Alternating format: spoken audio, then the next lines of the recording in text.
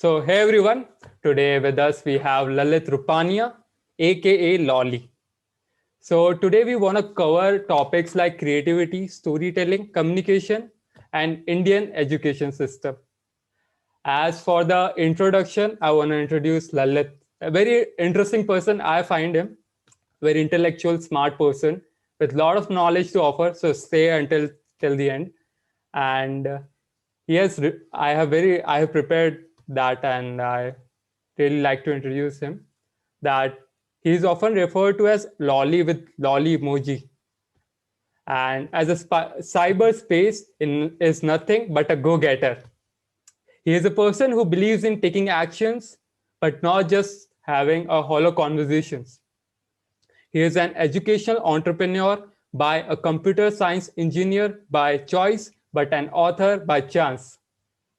He is also an active public speaker who has represented his city on various platforms. He believes in creating opportunities for himself and others and do not entitle himself for anything. This means to him more responsible person and last person to complain about his circumstances. He is a firm believer that when one seizes opportunities, they multiply. He loves candies and gums, and they are the biggest driving force in his life. He started a business only so that he could buy more candies, but not depend on anyone from them. He's a quick learner and he learned most of his skills from internet and books in his free time. He challenges himself with new work of creativity like painting, writing, singing, and playing instruments.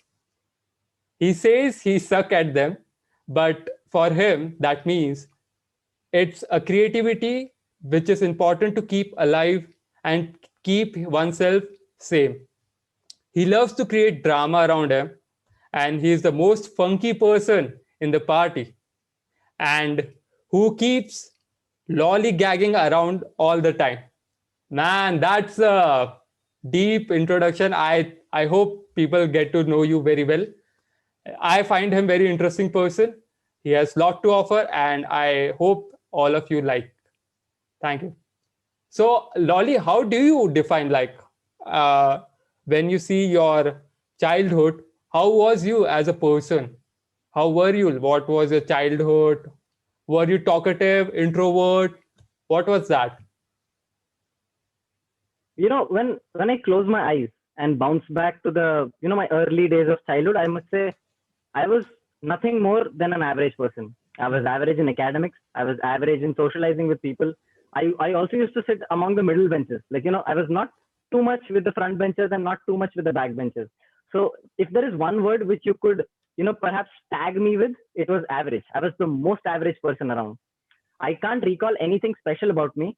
I think there was one. I think there was just one thing which I was pretty good at, fairly good at. It was skating and nothing else. Not Mhm. amazingly well at academics, not amazingly well at any other sport, or not amazingly well in communicating with others or expressing my ideas. I think I was just another average kid of just another average school. Mm, awesome. And what is your future plan? What are you looking as a person? Are you doing some more into your personality stuff or anything more than that? What are your future plans? Well, if you talk about my near future, okay, the next coming 2, 3, 5 years, I think I want to incline myself towards the industry of DevOps. I want to transform into a DevOps engineer. This is something which I strongly associate myself with. And if you talk about my extended future of the next 10 years, I wish to put my mark in this world and be among the other entrepreneurs across my city, and perhaps among the good and defining entrepreneurs of my country as well. If there is one country which I genuinely join my hands and bow down to, it is our country. I have genuine respect for my country, and that is one good reason why I want to, at least significantly contribute to our country's development in a significant manner. And I think I'll just redirect my energy and resources towards this. Yeah, awesome. So today's hot topic, creativity, storytelling, communication, and Indian education system. So we're gonna touch upon this like layer by layer. First, let's start with storytelling. And it is much like communication, you see very vast, that it is much bigger, and it is doesn't bound by any language. It can be in Hindi, English, anything. But you should able to communicate your ideas, your thoughts very well to other person. So storytelling, the what we see on the content creator side, they emphasize that also on entrepreneurship, how you sell a product, what makes you different from the top one, Apple, Nike, or yours. The quality, not much of a difference, but the storytelling, how they sell that story. So how do you think that that's much of a bigger deal? How can a normal person apply in their daily life? See, I'll tell you in my best understanding of storytelling, okay, that this is not something which people will perhaps start out with in a very planned manner, that this is what my story is going to be and people are going to relate to it. I think it is more of a ratio. It's more of something which people seek out from their audience itself. And often when people go out, communicate with their audience, know their feelings, once they have like a small list of check marks, like these are the emotions which my target audience relates to, I think that becomes the underlying current which powers my story up. So I know that this is the emotion my story should trigger. Now, whichever way I structure my story, the sole intention of writing or structuring the story itself is to trigger this specific emotion or maybe like a sequence of emotions. And I think this has to be like the thumb rule of planning your stories out there. And thumb roll is good. Can you give step by step? How can a person? One is like you can tell your stories, but most of people have you are young and you don't have enough stories to tell. The experiences you don't have. So how can a person go about that? Okay, I could give you perhaps the most simplest hack, okay, to come up with a story on spot. Okay, throw yourself out there in any of the situations. For example, you want to think of a story which revolves around like maybe a romantic couple. And if you want to come up with like a romantic story, you have to just close your eyes and picture a romantic scenario. Just a scenario. You don't have to think of scenes flowing through. Think of just a picture, one still, okay, and just try describing the elements which you see around you. Okay, describe the weather, describe how the objects around you look like, describe their color, and don't just be very specific with the color. Talk about the gradient of color. Like, I never saw a blue color t-shirt. I saw a slightly bluish pink t-shirt which had a few stains on it. Get into the details. Okay, try describing whichever object you see around you and how these objects are interacting with the other objects around them. Okay, so the best way to get started with the story is to close your eyes, think of a picture, and describe the picture. All right. This could be like one cool way you could get started with. Yeah, cool. And that is good that you can imagine. But most of the time, what happens is we listen to a story, how well it is defined. Like we listen to mythology, Mahabharata, Ramayana, and other stories like that. And one is there is one creator, Mithilesh. I don't know Mithilesh, but there is one storyteller that I find very interesting. He comes on the radio. I'm not sure you have listened to him, but he has beautiful voice and how he describes. I think I have. Yeah, and it starts with M only. I think he's got a podcast. Yeah, I think I he know has him. beard And also. the name of his show revolves around some trains. I Train. think that's the name of his podcast. No, it depends on the life stories, what happens in the life of a person, and that goes. But let's keep that aside. Okay, let's talk about the creativity side. How a person should go upon creativity, because mostly we see that artists, musician, or dancers, who they are seen as creative professionals. True. But Yes. but why a normal person should see a creativity? What's the importance in his life? Okay, let me tell you something. What sells is not the product, but a product which is also creative. A product which satisfies its own intention, but also in a beautiful way. Okay. Back there, back in my times when I tried to be creative, Okay, I was just trying to force creativity on myself.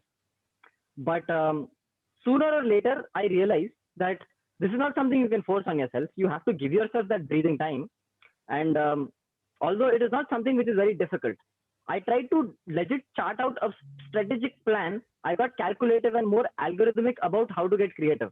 And I think I derived a formula, and not exactly a formula, but more of a framework, which is more flexible. I could just give this forward with a with a small example. Let me give you a small example. Think of advertising. Okay, you want to fulfill the task of advertising, but in a creative manner. Okay, what is the intention of advertising? Reaching more customers. Okay, grabbing their attention. Very simple. Okay, very simple. Now there is a guy. He wants to sell chocolates. Very simple. He thinks of, okay, what could be the different ways I can advertise? Okay, he goes to an advertising agency. He's like, hello sir, namaste. Can you please help me advertise my chocolates? He's like, okay sir, this is our rate card. Option 1, option 2, option 10, option 20. He's got a list of options in front of him. That sir, you could follow any of these routes and get your product advertised. One of those options is running ads inside theaters. You know, those big TV screens inside movie theaters. And he's like, okay, let me put some money inside this. He's put in his money as an investment that, okay, I'm trying to advertise my product. Now people walk inside the theater. The moment they see the screen and they understand there is an advertisement going on, what do they immediately do? They'll just put their head down. They'll open their Instagram, they'll start scrolling. They will try to eat some popcorn. They will do anything and everything, but they will not look at that advertisement. So the intention was to grab attention, but the advertisement which is running, because people already know, acha, there is an ad going on, they will stop paying attention to it. Now, what could be another way to advertise the product also and also fulfill the intention of grabbing attention? How do you do that? I sort of thought about the same thing, that there is a box created. There are industry standard practices of doing something. One of this industry standard practice is to run ads on the movie theater screen. All right. But there is another guy from some other advertising agency. He's like, no, sir, I will advertise your product in a more creative way, in a way which has not been done before. Okay. And this way is also a cheaper alternative to the original one. What he eventually ended up doing is that he printed small stickers, small tiny stickers, and stuck those stickers right beside the seat numbers. All right. Seat numbers on chair. Yeah. So whenever a guy walks inside the theater, he will look at his ticket. Okay, seat number F10. He will go to the F row, walk to the 10th seat, 7, 8, 9, 10. When he counts the 10th seat, he will look at the seat number 10, and right beside the number 10, he will find a small sticker of the chocolate company's logo. Now, this is attention grabbing. Oh my God. I never expected a sticker to be over here. What is this? Oh, this is a sticker from a chocolate company. Very nice. He noticed it. The attention was grabbed, and at the same time, the company's product is also advertised. This was a creative way of fulfilling the intention of attention grabbing.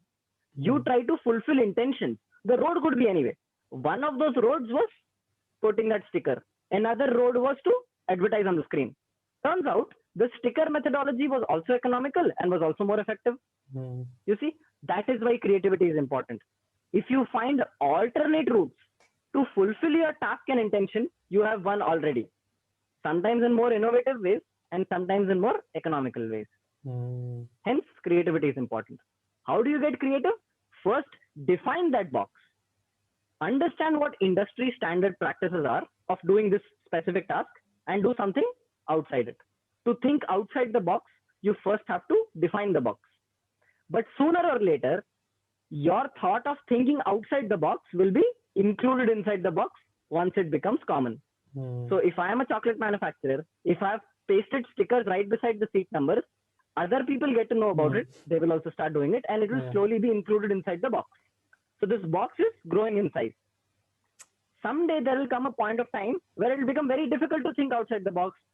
The simplest way to crack this is to get a pen on paper, write down all the industry standard practices, pin, pen, point, draw arrows and write down what exact intention does this task fulfill, and do it for all of them. Whichever one is missing is the new creative way. Yeah, interesting. So this is more or less Lolly's framework of thinking creatively.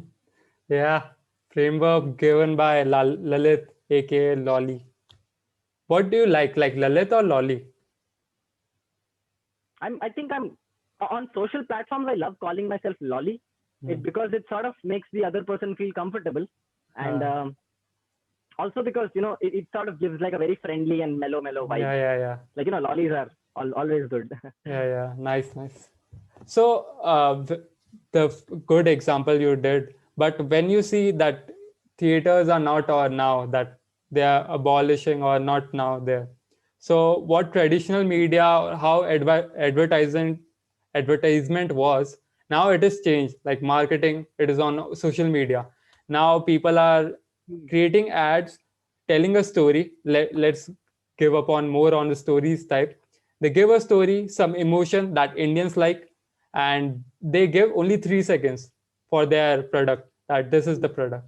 But for a whole 2 to 3 minutes, it's about this, about the story, emotion. So now it is not Correct. about that the product, how powerful it is, like how strong is the story. Do you think like that? Well, I wish I could make an expert comment on this because I do not belong in the world of marketing. But in my best sense of understanding, I think I'll agree to that. Because the attention spans have come down to such a small, tiny fraction of a second. Even if your story is not hot and spicy, but it still signals the same emotions, it should work. Interesting. Okay, let's go back to communication. That how you can find that on internet, there are a lot of videos on stuff like that, how you can improve communication, how to do that. But what you see, like you also encountered a lot of people and they have asked you that I can't talk to a lot of people, because it was earlier, it was like face to face, you talk to people, you study body language. But now it is like online, you call. So you don't have fear of that. You are more confident and you can portray your personality anything you want. You can experiment, you can be confident, you can be funny, you can try anything, and they don't know that what you are in real life. True. So what There is a you social see, media persona which you're yeah, trying to tell me. persona, yeah. So what you see An that, alternate social media persona. but Correct. what do you see in communication that a lot of people, like, you are very annoyed with that? Yeah, that you should not do it, man. This is not right, or something like that. You have found loopholes. Correct. I think I have something to add over here. Hmm. See, often when two people are in a conversation, okay, our brain for some reason tries to settle and point that this person is smarter, or this person is smarter. This is like the normal brain functioning, the way it works. You cannot stop your brain from picking up which one of these two entities is better. It'll do this normally, even without you realizing this. And that is why often when people are trying to interact with people, on the cyberspace or on social media platforms, they often want to portray that they are the smartest. They're trying to raise their hand. I am the smartest. I am the smartest. They will try to flex their language, a heavy vocabulary, and the mistake which they make is that they question to ridicule. Like if you're asking me a question, you should ask me a question to understand better, not to ridicule me. Like for example, if I'm making a statement out there that I think this country is the best country in the world, the question which I expect should be, can you please tell me why do you think this country is the best? But instead, the questions which I am posed is something like, no, how can you say that? I don't think this country is the smartest. What about this country? I think that country is also better. So all these what about questions, what aboutery questions, they're called what aboutery questions. I think they are basically structured in such a way that you try to ridicule the statements which are put forward by the person in front of you. But this is not something which is good. It works amazingly well inside a debate setting. If you're having a proper formal debate with someone, you can ask them what about questions, completely destroy their argument. But if you're trying to have a conversation with someone, if you're trying to learn something from someone, ask questions to understand them better. Don't ask questions to ridicule them. This is one. I think the second thing which sort of becomes annoying is that when two people are talking, okay, they're having a discussion on a topic. Often it ends up happening that, and especially on the internet world, is that before you finish your sentence, the person in front of you will start speaking. He'll be like, no, this is not what I meant. then person B will be like, "Arey, but at least let me finish. I haven't finished my point." They keep speaking over each other, and they basically have to tell each other that, "Okay, let me finish my point first." And then the other person is like, "No, no, no, I have to say something else." When people speak over each other, it is not those people who are speaking over each other. It is their insecurities which are speaking over each other. Okay, and if you appear out to be the most insecure person in the conversation, I don't know how will people take you seriously. You're actually the most weakest person inside that conversation then. Hence, I think people should just stay calm, listen to the opinion of the other person, and ask them questions to understand better. I think this is the best mindset to walk in and walk out of a conversation. That I am going in to learn.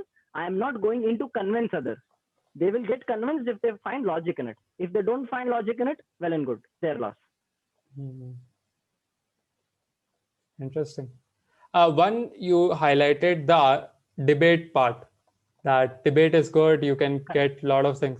But I have different. That debate is good. But one thing is argument. You face one to one, and you want to prove your point, and you want to prove like you would raise your voice. You don't want to listen to others.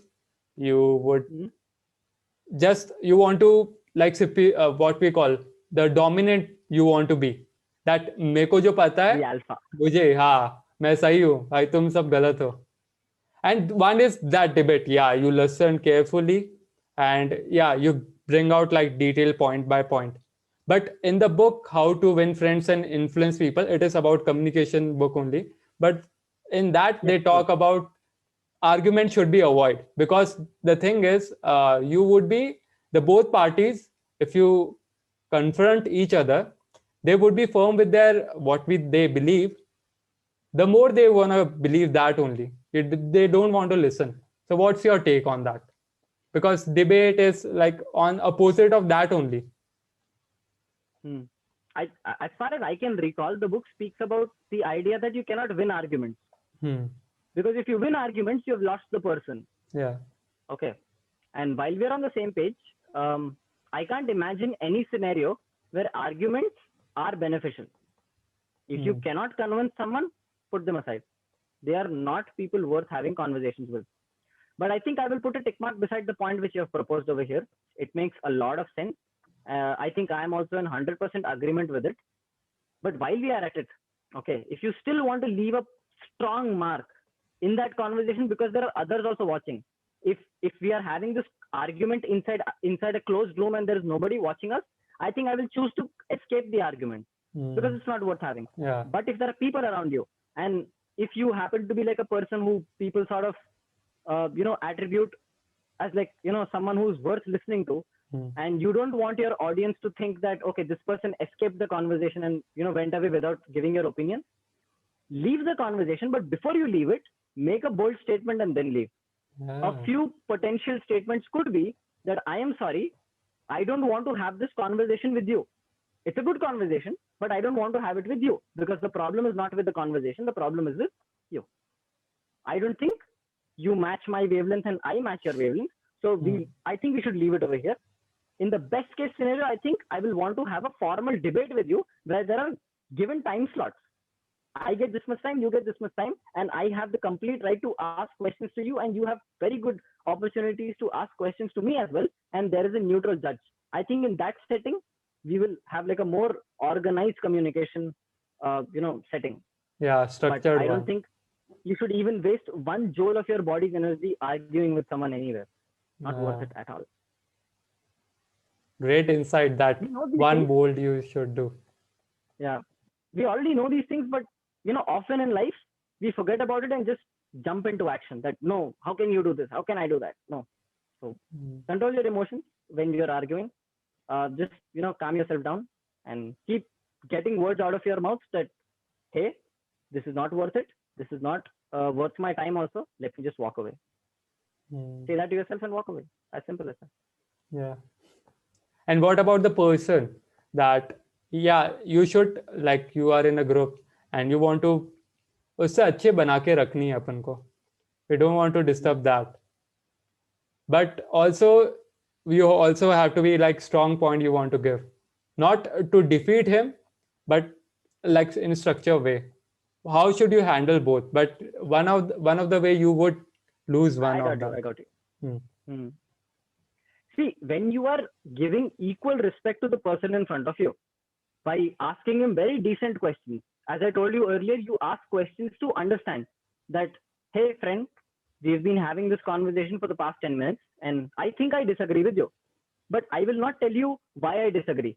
Instead, I want to ask you, please tell me, why do you think at this intersection where we are disagreeing, why do you think this belief of yours is true? What is your source? What reading have you done?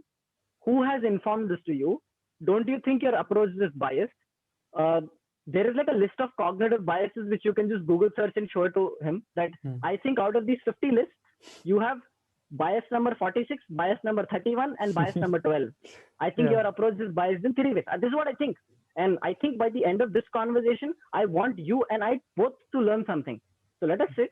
Let me ask you good questions, but I will not ridicule you. I'm questioning to understand, not questioning to ridicule you. It's Hmm. okay if we have like uncommon beliefs and stuff like that, but still at least answer my questions because I think I can learn something from you. Give him that respect that you are my teacher now, teach me. And if a teacher is not able to answer questions, oh my god, dude, you're not a good teacher. You should learn. Yeah. Nice, nice. Teach him. Nice way. I would try that also. Interesting. Okay. But be patient. Patience Yeah, is like yeah. a very good weapon to use.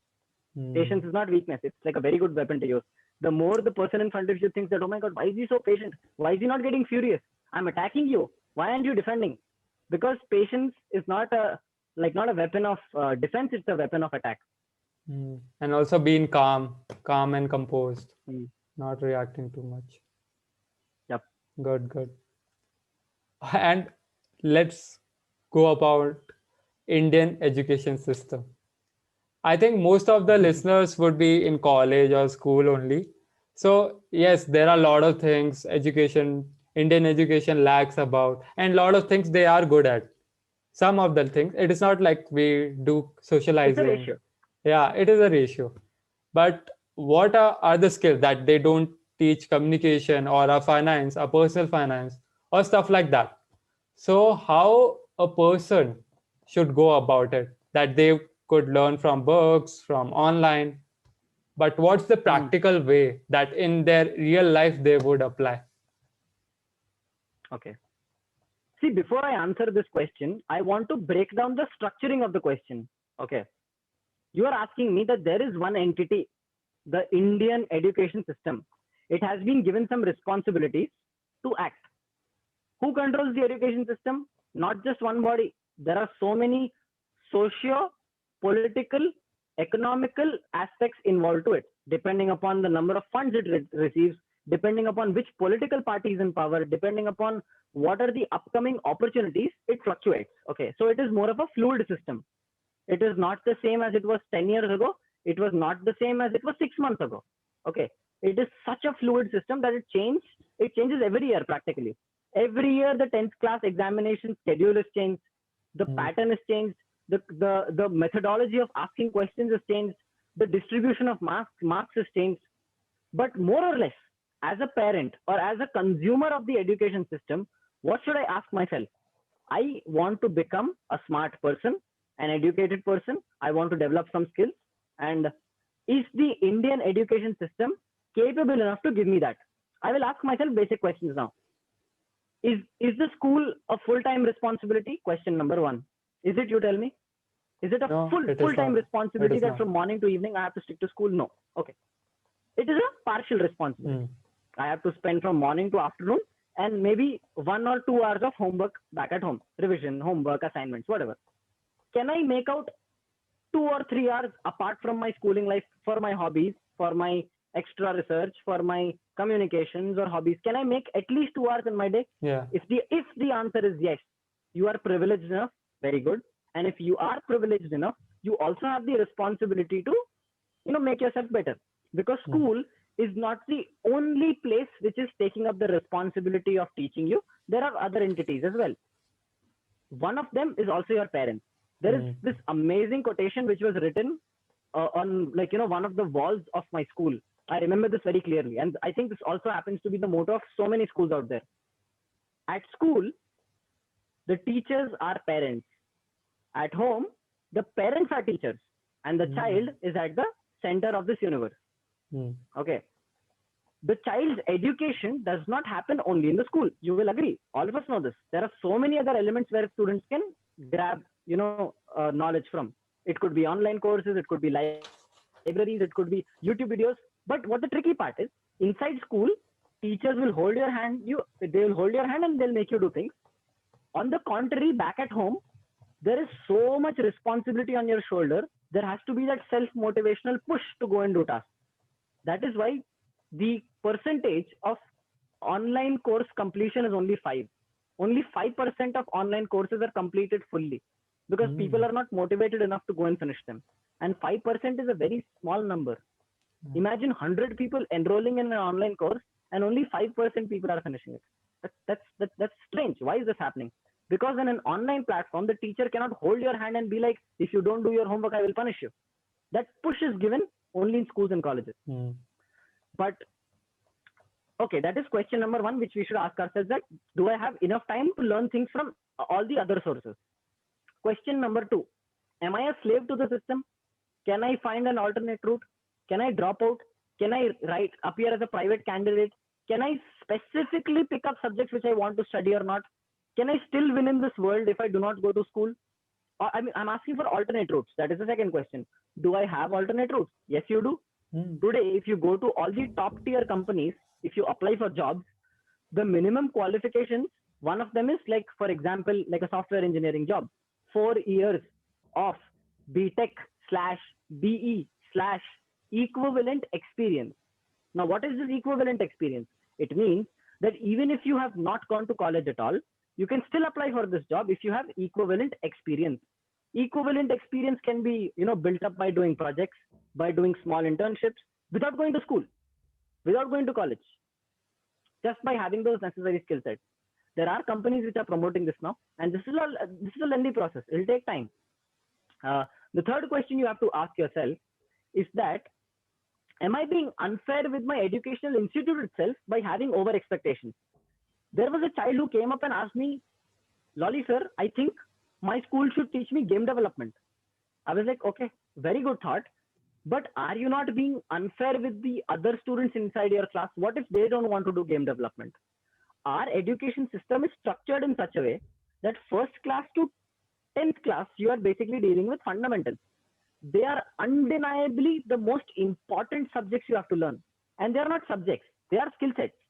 For example, being able to handle variables, being able to handle geometric figures, being able to play with numbers, having the ability to memorize concepts and implement them, memorize formulas and implement them, plugging in variables inside formulas. These are all, small ways of, improving your problem solving skills.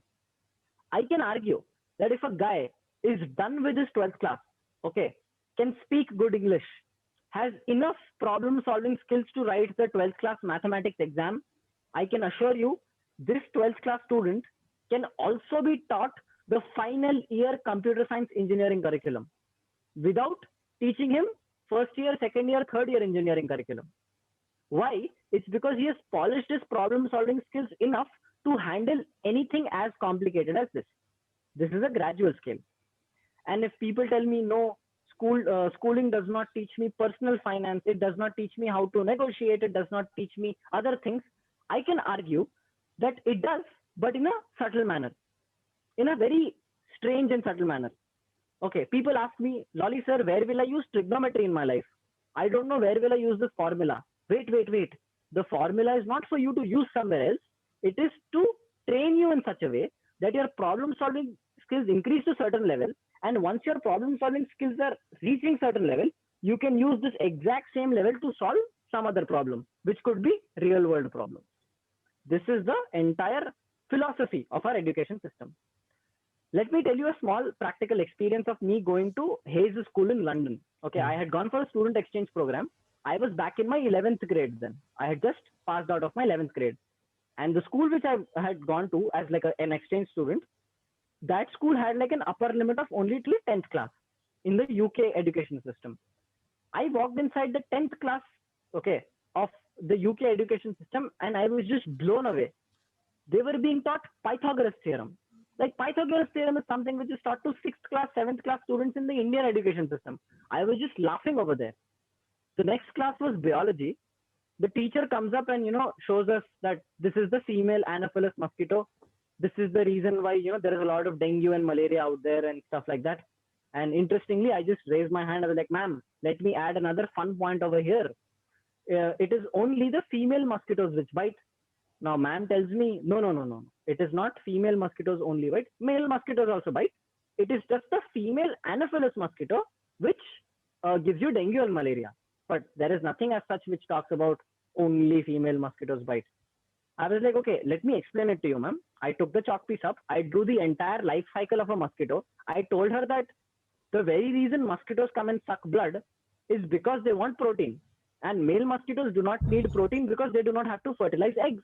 That is why male mosquitoes go and suck nectar from the flowers and female mosquitoes suck blood from the body. And then she was like, okay, this makes sense. This is correct. Let us just research on this more. She quickly removed the phone. She Googled it. And then she was like, yeah, this boy is right. And I could completely see the contrasting image of Indian education system and the UK education system. I was like, oh my God, I have just wasted my money coming to this exchange program because the conditions are not amazing elsewhere also. Okay. It's just that our expectations from the education system is so much that we have entitled ourselves that once I'm done with the education, schools and college level education, I think I should be capable enough to solve anything. That is not how it works. When you're trying to develop a skill, you go through the fundamentals. You do not directly become a pro. For example, if you're learning painting, they will teach you brush strokes, they will teach you color theory, they will teach you different types of, brushes and different types of palettes and stuff, but they cannot teach you how to make Mona Lisa. You can only be taught how to use the brush. But once you pick up the brush, once you practice, once you spend time with it, then you reach that level of, making that Mona Lisa. So Mona Lisa is a consequence of you applying education, okay, not absorbing education from your school or college. It'll take time. So I don't think people should entitle themselves. And there is this saying, okay, that every child from every school of every country is disappointed. Why? It's because of having over expectations from the institution. It's not just in India. It's a global problem of having over expectations from their and schools and colleges. And I think that's a good thing. If you're having a lot of expectations, you will also expect more from yourself. And then you will realize that because the school is not able to fulfill my needs and demands, I will go elsewhere looking for it. So if I want to improve my communication, I will not rely on school. I will go out and join other public speaking platforms. I will join other communities. If I want to get better in painting, I will not rely on the painting classes in my school. I will go out. I will take like a professional coaching. So yeah, I think there has to be an alternate means of learning everywhere. Okay, so agreed upon that. But what about the people who argue that most of the stuff we don't remember? It is like vomiting, like that rote learning and vomiting on the paper stuff. It's all right. If you don't remember anything from your schools and colleges, it's completely all right. If you are capable enough to solve the problem inside your examination hall, you are good to go. But here comes the question. What sort of questions are being asked inside the question paper? Have you by any chance heard of the Bloom's taxonomy? It's a very famous term out there in the education system. No. I want you to do this. Go out there and search for Bloom's taxonomy. Okay. This is basically the structure in which the question paper is prepared. You cannot just pick up any random question from the textbook and put it out there in the exam. No. There has to be a structure. There are 6 levels of the Bloom's taxonomy. Level 1 is a straightforward memory question. If you remember it, you will be able to answer. Level 6 is being able to understand a very complex concept and being able to interpret and apply the same concept in a very different manner. Okay. You cannot solve 6th level of Bloom's taxonomy questions just by mugging them up. It is practically not possible. Only if you remember the theorem, only if you remember the formula, the diagram, the concept, the way this concept is applied in some other question, only then you will be able to solve the 6th level Bloom's taxonomy question. So there are 6 levels, and it is not that you can just mug up and spit out your answers in the examination hall anymore. It doesn't work that way. All questions, and listen to this carefully, all question papers and all questions are prepared in this format right now, and not just right now, from like a very long time now. And not just this, let me also give you a small insight. the question paper which is prepared is not prepared out of strategies like I will give few questions which are tough and few questions which are easy. There has to be a very, very, very strong balance, because if the CBSE board adds one tougher question, like only one tougher question in the paper, thousands and lakhs of students will end up failing from the underprivileged section of the society, maybe the northeastern states. And if they add only one easier question, lakhs and thousands of students will end up scoring 10 CGPA from the privileged states like Delhi, Bombay, Hyderabad, and Pune, and all these tier 1 cities and other places, you see. So they have to maintain such a sharp balance. It is not easy to just pick up questions and put them on paper and give it to students. They are very strategically planned. So our education system is doing a pretty good job. In fact, the top 10 toughest exams in the world, a few of them happen to be like the Indian exams. India is to be appreciated. Dude, we are giving out the best global workforce out there to everyone. Indian engineers, Indian doctors are doing a pretty good job out there, at least on an average scale, if I must say. Okay, if that's the case, so why we praise, not praise, but why Finland is what they are doing different? Finland education, so. A good question. Okay, I think I have to be fair over here. Okay, I cannot just raise the flag that Indian education system is the best and let's not make any changes. I think it's again a ratio. There are few changes to be made and few things which we should properly acknowledge, because if you're not giving this due credit, you will only end up complaining. A few things which maybe the Finland education system is doing is that they inspire students with questions. The questions are not coming out of the textbook. Students are left inspired with the question itself. They're like, oh my God, such an amazing question asked in the examination hall. For example, one of the questions I remember being asked in their exam was, how will you find the circumference of our planet? Now, this is a strange question for an Indian student maybe, but how will a student from Finland or some other European country think? Wow, if I have to calculate the circumference of our planet, I will also need the radius of our planet. Where will I get the radius of our planet? It is given inside the data box. Okay, let me pick that up. Now I will put my pen on paper, I will use the calculator, and I will derive the answer out. The answer is derived.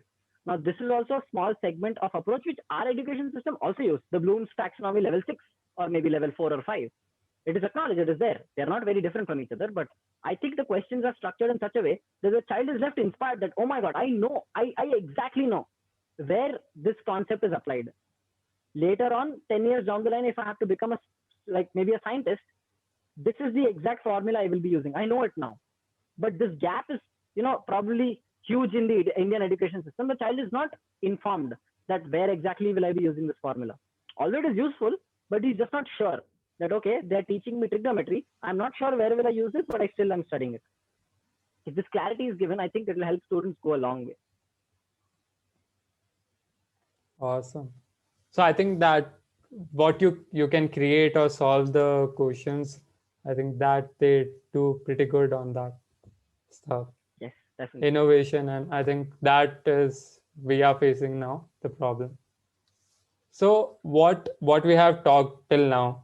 So any framework, formula you want to give on the communication, creativity, storytelling, anything you want to add on that I have Definitely. not asked you? In fact, if it is possible, okay, there is like a proper framework which I've created for myself. I call it Lolly's framework only. And in fact, whenever I take workshops of public speaking and teaching people how to debate and pose questions and structure their speeches, this is what is the promise I make to them. That friends, we are about to jump into a session, and whatever concepts I'm going to teach you, using this framework, you can prepare a speech within 30 seconds.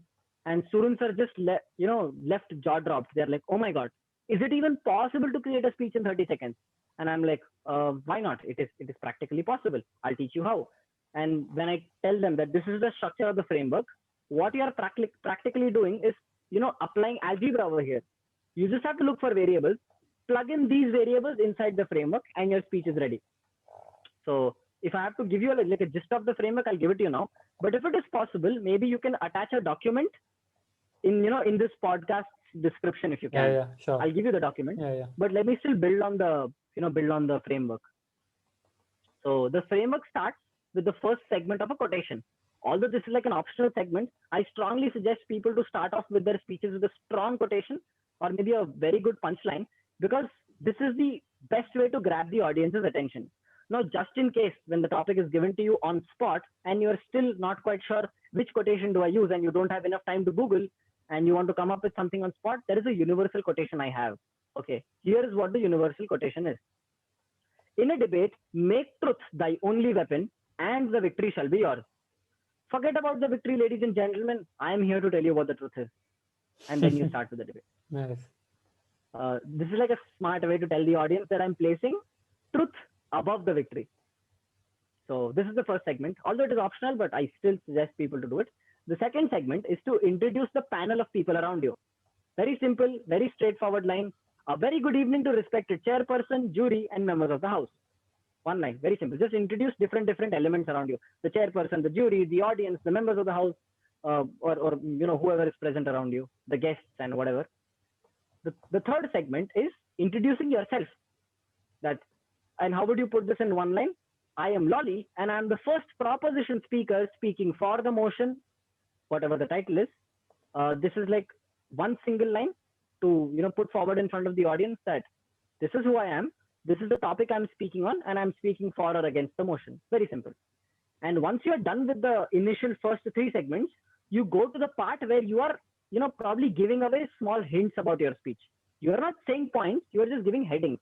That, ladies and gentlemen, today I am going to produce 3 points in front of you. Point number 1, blah, blah, blah. Point number 2, blah, blah, blah. Point number 3, blah, blah, blah. You are not building on points, you're just giving out that these are the 3 points I'm going to speak on. Headings, like the subheadings, the titles, the bullets. And once you are done, the audience is already ready. Acha, this is what the speaker is going to speak. I think I already know. I have understood his speech already even before it has started. He has just told me 3 points and I know what he's about to speak. So this way the audience is very comfortable with you. They're already attached to you. And even if they don't pay attention to your speech later, they have not missed out anything. They already know what you're about to speak. And then you go to the most important part of the speech, which is the body. How do you start? Is by saying that, ladies and gentlemen, allow me to elaborate on my points. So my first point was this, blah, blah, blah, blah, blah. Build it. Give examples, back it up with data. And then you add connector sentences between the first point and the second point is by saying, moving on to the second point. That brings me to the second point. Let us jump to the second point. Allow me to introduce the next point. And these connector sentences. And once you are done presenting all your points, you basically conclude your speech by saying those 3 bullet points again, which is basically a Xerox copy of your introduction. So introduction, those bullet points, body, and conclusion. Conclusion and introduction are exactly the same. Okay. How do you conclude is by saying, so ladies and gentlemen, allow me to conclude my speech by saying the 3 points again. Point number 1, blah, blah, blah. Point number 2, blah, blah, blah. Point number 3, blah, blah, blah. Okay. And see, I understand that creating a speech on spot is very scary. Like, I don't know how will I create a speech on spot? What if I fumble? What if I lose track? What if I go blank? What if I just completely lose focus and something goes wrong? Don't worry. There is a very smart way to finish your speech is by using the exit line. This is my favorite part. Just in case you fumble or lose track, directly, shamelessly jump to the exit line. What is the exit line? With this, ladies and gentlemen, I rest my case, but not my argument. Casually, with style, tap your hand on the table, put your hands in your pocket and walk away. Nobody will get to know that you forgot. Why? Is because you already gave away your points in the beginning. That, ladies and gentlemen, I'm presenting 3 points, blah, blah, blah. You already know what you spoke. So even if you fumble, even if you lose track, even if something goes wrong, directly jump to the exit line. With this, ladies and gentlemen, I rest my case, but not my argument, and walk away. Nobody will get to know. So if I have to revise everything top to bottom, this is how it will sound like. In a debate, make truth thy only weapon, and the victory shall be yours. Forget about the victory, ladies and gentlemen. I am here to tell you what the truth is. A very good evening to respected chairperson, jury, and members of the house. I am Lolly, and I'm the first proposition speaker speaking for the motion, alcohol should be banned. Ladies and gentlemen, allow me to present 3 points in front of you. Point number 1, blah, blah, blah. Point number 2, blah, blah, blah. Point number 3, blah, blah, blah. Allow me to build on my points by citing a few examples. For the first point, blah, blah, blah. Point number 2, blah, blah, blah. Point number 3, blah, blah, blah. With this, ladies and gentlemen, allow me to conclude my speech by saying the 3 points again. Point number 1, point number 2, point number 3. With this, I rest my case, but not my argument. Thank you. Walk away. Yeah. Awesome. But why 3?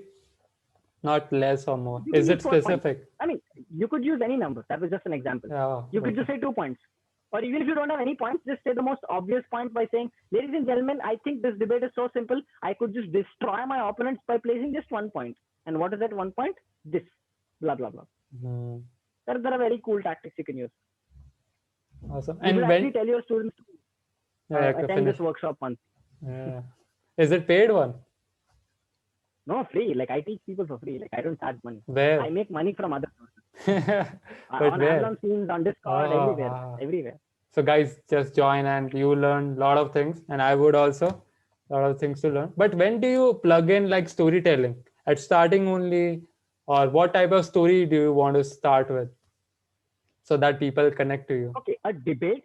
The structure which I gave you is for like a debate setting. Mm-hmm. But if you want to if you want to get started with storytelling, I think the best resource in the entire world right now for me is the Art of Storytelling course by Disney Pixar.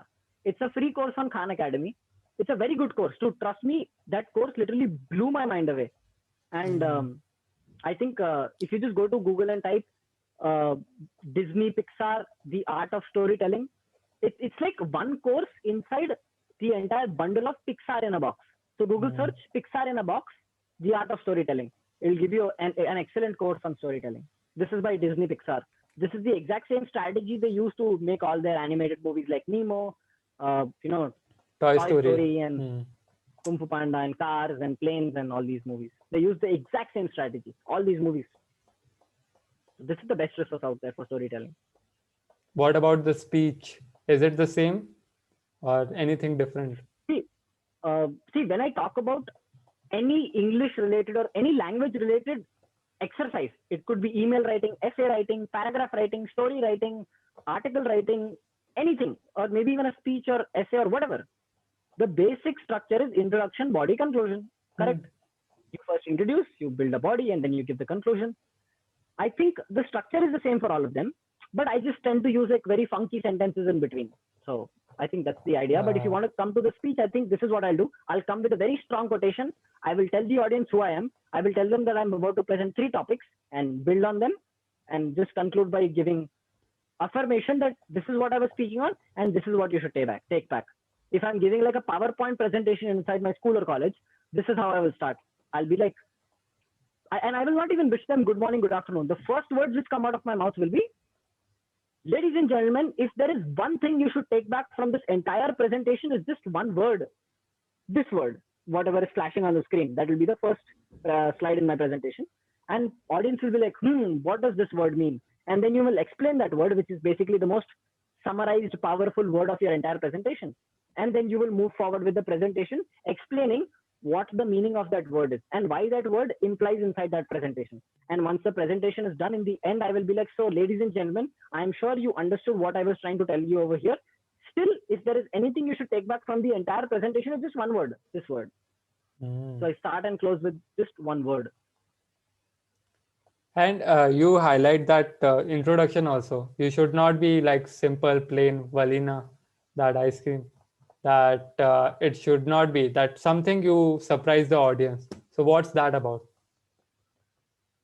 I use props. Like there was this one instance where I went on the stage, I was talking, I put my hand inside my pocket and got a crazy ball out. Do you know what those crazy balls are? The ones which bounce a lot. I know. Children play with all these, small children play with this. So I got that ball out. And the sentence which I was about to say is that the harder you fall, the higher you bounce. So don't worry about taking risks in life. And it, threw that ball down, and that ball bounced very high and it went inside the audience. The audience was just looking at that ball. The harder you fall, the higher you bounce. Oh my God, what a nice presentation. Very nice. Sometimes I just remove the mic from the stand. I go down the audience. I talk to them. I look them right into the eye. I shake hands with them. I sort of pull their cheeks. I do a lot of, Wow. things. I have to lollygag around sometimes. So yeah. Nice. Okay. So I once actually, from the audience, went on the stage to pull the cheeks of the chairperson, like the guest, the most important person in the presentation. How was the reaction? Pull your cheeks. This is like an excellent point. He was just struck. He was like, "Oh my God, I can't say no to you. How do I say no? You want to pull my cheek? That is so strange. But how do I say no?" I eventually did it. The entire school was just clicking pictures. Ah, man, that's They couldn't do awesome. anything. Nice. So with this, let's end. Any last message you for the listeners you want to give? Well, see, I'm just another 21-year-old, okay? And whatever I have achieved today, like I'm an educational entrepreneur, which probably is like the biggest badge of honor I wear right now. And I think whatever I've achieved, all my achievements and every progress which I've made until now is not a direct consequence of me planning and acting. No, no, no. I think there was a small twist inside this thing. Instead, I think I act a little.